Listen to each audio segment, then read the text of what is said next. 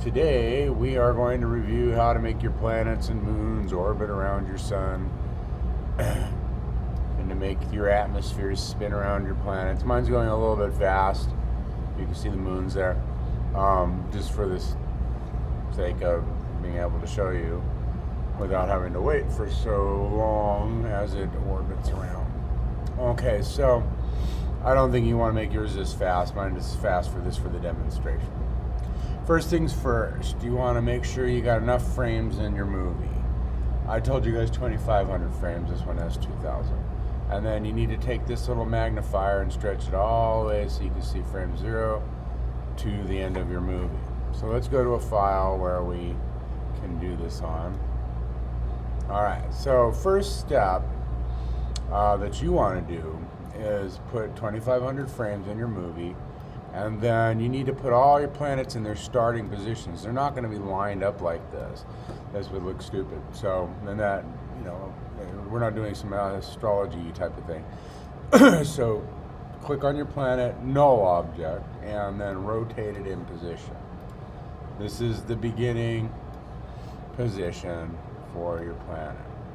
Some can go counterclockwise and some can go clockwise. There are actually in our own solar system that does actually happen. And so I'm going to take the more visible ones and make them go counterclockwise. And I guess fire and ice I could leave right there. All right, so everything is in their beginning positions. Excuse me. That's what you got to do. Don't leave them all lined up in a row like how we set them up. When you animate these, you're going to animate the null object, not the planet itself, for the main orbit around the sun. Okay? And we're going to do it by selecting the null object and then going down here to coordinates. Right there, this coordinates. And we're going to do it right here where it says RH. That's R stands for rotation. H is like a direction like X, Y, Z. And that is the beginning position. Now it doesn't matter what your beginning position number is. That's just wherever you stuck it over here. And it's possible that you were screwing around with it over and over again and you have a big enormous number here as your starting position. It still doesn't matter. What matters is that if you start going clockwise, you have to finish it clockwise. If you start it going counterclockwise, you have to finish it counterclockwise. Otherwise, your planet will stop to a grinding halt, then reverse direction, and it'll look really bizarre. So, which planets are counterclockwise for me, or clockwise? This one and this one, I went clockwise, and then the other ones I did the other direction. Okay, counterclockwise. So I have to continue in those directions. So let's start with Planet Uno. Planet Uno, I screwed around with it, but that is its beginning position. And so what we have here is a scrubber. That's this little green nubby thing. That's where the keyframe will go. Remember when we did animation in the little practice thing? And I told you that every animation has a beginning and an ending keyframe. That's what you have to record. The beginning keyframe, what time is that, and the timeline. So what time does it take place in the timeline? Beginning, middle, end, wherever. And what is it physically doing? And then the second ending keyframe is what time does it end? So you put the scrubber at that time. And what is it physically doing at that moment? Okay, and then the computer will do all the in-betweening for you. So at frame 0, you're going to put all your beginning keyframes at frame 0 and all your ending keyframes at frame 2500. So it's really easy. Alright, so at frame 0, I have my null object planet Uno selected.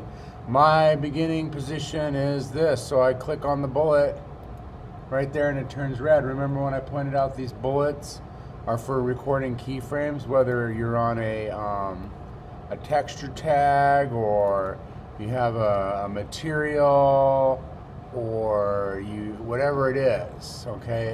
They all have attributes in the attributes palette and they all have those buttons, and that's what allows it to record animation really easily.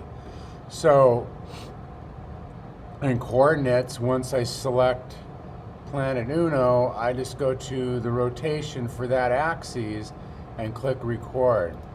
It's now recorded. It turns red. That's the indicator when it turns red. So I scrub to the end. I want that planet to spin around and around. We're looking at this planet right here. So I'm going to say probably 3,000 degrees. We'll keep it spinning for the whole movie. So I'll just say 3,000. And then record. So I scrubbed ahead first for the time. I change the physical state, the rotation, and then I record. So you always time, physical state, record. All right, now next planet, Harkonnen, the evil planet from Dune. So I scrub back to 0 with my scrubber, and that's the beginning position I gave it, so I record it. I scrub to the end of my movie, and I want this one to be maybe slightly not as fast, so I'll say like 2,500. That's 2,500. And record. And then I'll go to the next one. Now this one, I went the opposite direction. So first I have to take my scrubber and scrub it back to frame 0 for the time. And then I look at my beginning position, it's a negative number. Excuse me. So I have to keep going negative, understand? If you start negative, you gotta keep going negative. If you start positive, you gotta keep going positive as far as your numbers go. So I'm gonna record that. If the animation ever doesn't work, it's because you forgot to record a beginning or an ending, or you recorded the beginning and ending on the same keyframe. All right, so that's recorded. Now what you got to remember for your next step is to scrub. You can see my other planets animating there all the way to the end of your movie, frame 2,500. And so this one I'm going to say like negative maybe 2,000. Now if it ends up being too fast, you can re-record it. So I'm going to show you how to do that in a minute. So then I got to remember to click and record the keyframe. If you forget to click on the bullet and record the keyframe, it won't work. So if you did something and it's like, well, it's not working, maybe you recorded both 0 and 2,000 or like the beginning and ending on the same frame, okay? Or maybe at the beginning, you recorded the beginning and the ending. Or maybe you recorded like the same number for the beginning and ending. All you gotta do is check it. So like if, let's say, planet Uno wasn't moving, I could click on it and I could go and see like with the end of with my scrubber, I could go see like what number it is at the end of my movie and what number it is at the beginning of my movie. When you zoom in on the timeline with this little magnifier down there, you can actually see the keyframe at the bottom of the timeline. It's that little green nub. And you can move it and change the animation, okay? You got to remember that after you add 2,500 frames to your movie, that you take the magnifier and stretch it all the way across. Some people forget to do that, and then they end up recording all their animation on like from 0 to 90, even though they have 2,500 frames. And so the animation happens like that, and then they're sitting there like where the movie plays out, and nothing's happening because they forgot to stretch that out. So you always have to be conscious of where the scrubber is and the timeline, okay? All right, so let's go check Hoth just to make sure. Okay, now what did I do here? I selected the planet, not the null object. So make sure you're animating the null object, not the planet. Okay, so I go and I can see I did frame. I can just drag to where the keyframe is. There's a keyframe right there. There's one at the beginning, so let's zoom in on that part. You can see the actual keyframe. There it is. There's the keyframe. And if I zoom in on the other side, whoops, that's too far. You can see the keyframe right there. All right.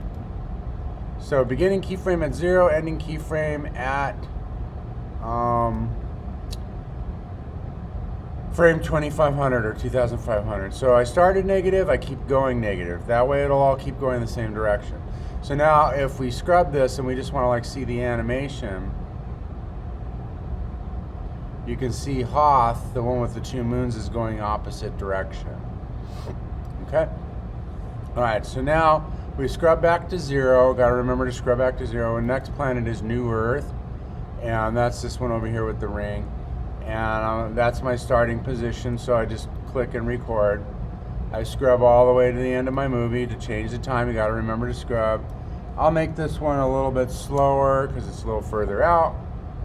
Record. You can make them all the same speed for all I care. Just don't make them too fast. Okay, and the next planet I'm going to make super fast so we can figure out how to like change that. So there it is. All my planets are animating now. If you make them different speeds, then they won't like match each other, and they'll kind of like, some will lap each other and stuff like that. So I click on the next planet, which is Dune.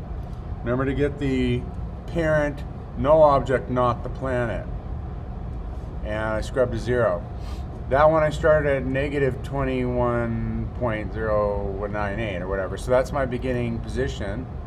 Don't really care what that number is as long as I like the position. I scrub to the end, and I'm going to go negative. I'm going to make this one too fast. So I'm going to say like negative 8,000.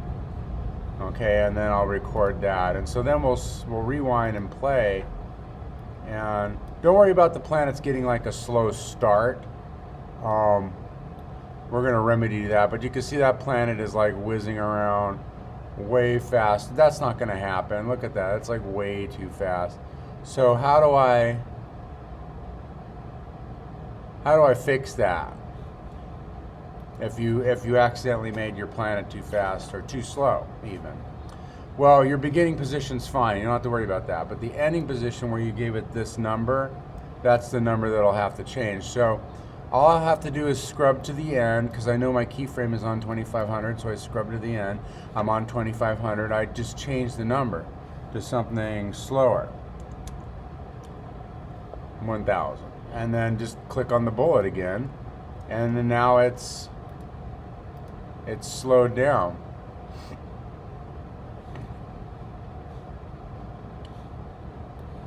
So you can see it's much slower. So if you ever need to slow something down, just change the ending keyframe and re-record it. Next planet, Waterworld. So I'm going to click stop the movie, scrub to 0. Waterworld, I started at 14 degrees, so I click record that. I scrub all the way to the end. I change the number, we'll just say like 900.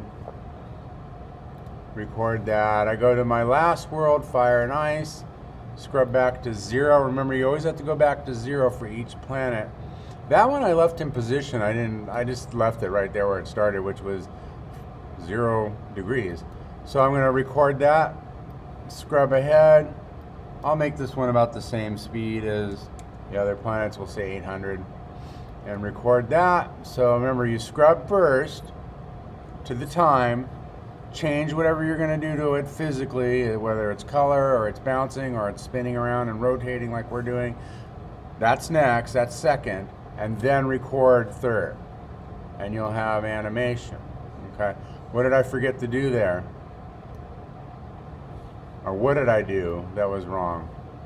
Because see how it's spinning in place? It's going whiz. What did I record? What did I do wrong? I selected the planet, not the null object. Oh dear. Okay, it's okay if the planet spins, it'll just help the animation, so I'm just going to leave it. I'm going to make sure I go to the null object and record that. So I'm going to scrub ahead now and record the null object. Alright, now it moves. So now as I scrub, every planet is animating around. Okay, so let's do the moons now. You got 2 moons.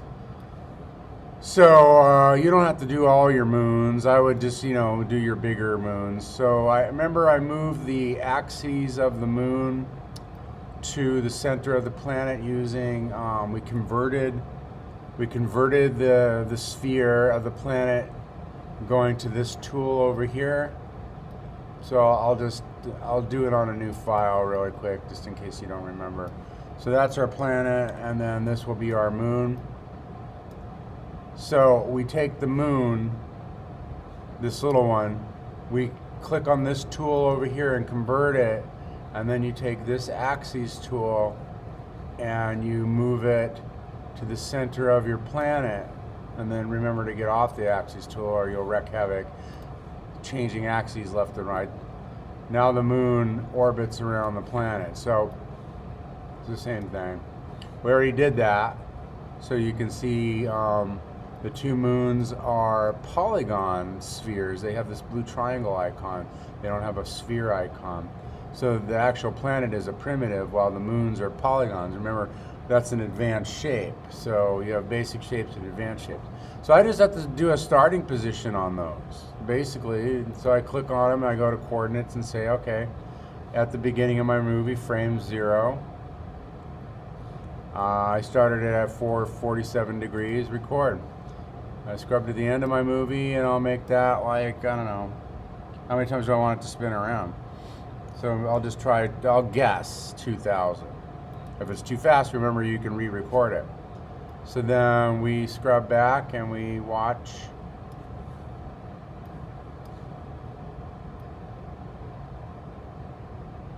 You can see it moving around. The other bigger moon is stationary because it hasn't any animation on it. All right, so let's go back to 0. Let's start the other moon in the opposite direction. So I'm going to select moon 2. So let's make it go, let's start it at a negative direction. And on frame 0, we'll record that new number. Click. And then I scrub ahead, and I'll make this one animate at negative, I don't know, we'll try 1,000. And we'll click. And then now we'll watch. See, the planets will now crisscross. I mean the moon, sorry.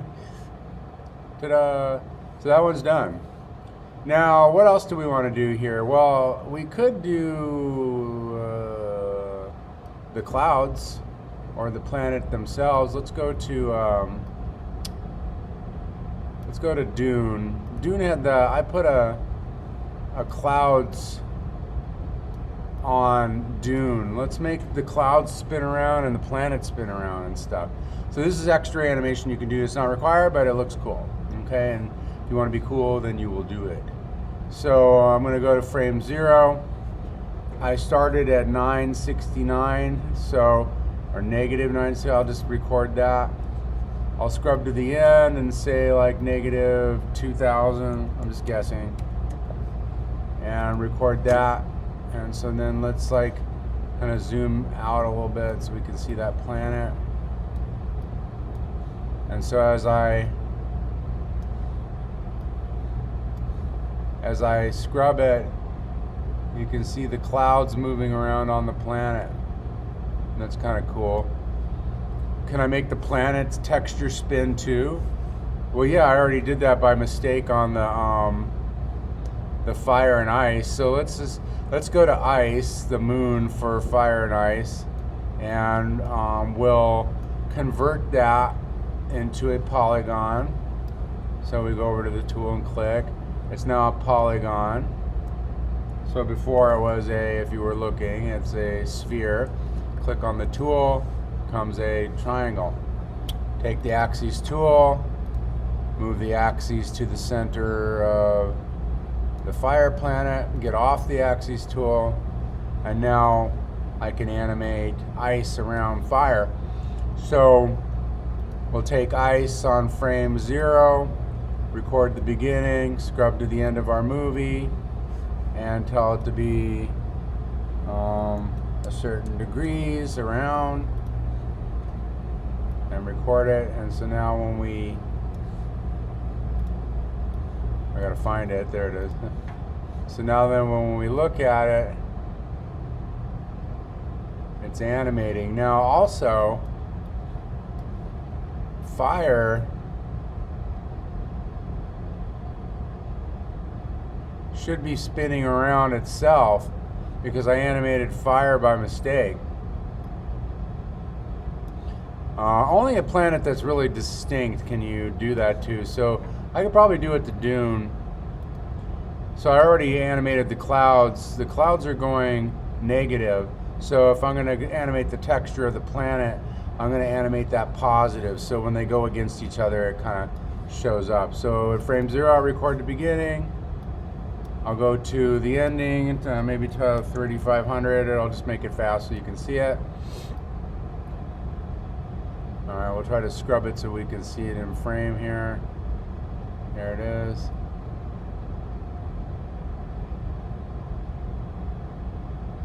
You can kind of see it subtly moving around.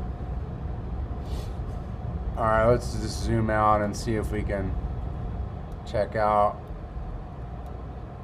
I can't zoom out too far, otherwise they'll get too small and they'll disappear. But we can do it from here and see what happens. So let's look at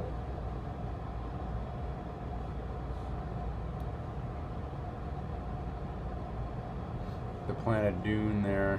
You can see the clouds moving around. I'll deselect it so you can see it. Let's see, we have moons on Hoth.